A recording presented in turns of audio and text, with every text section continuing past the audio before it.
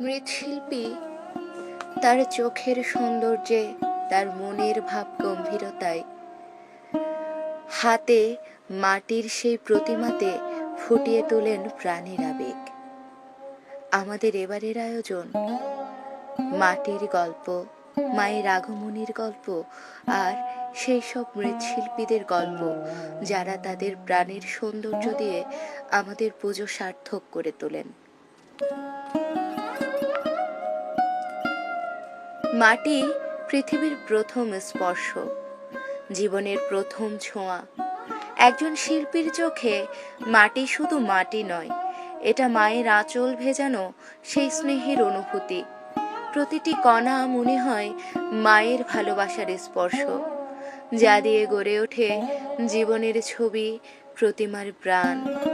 মা যখন আসে, মাটির গন্ধে মিশে থাকে তার আশীর্বাদ আর স্নেহ। আর মৃৎশিল্পীরা তাদের সে হাত দিয়ে সেই মাটিতে মায়ের গল্প আঁকেন। প্রতিটি রেখায় বাজান তারা জীবনের গান।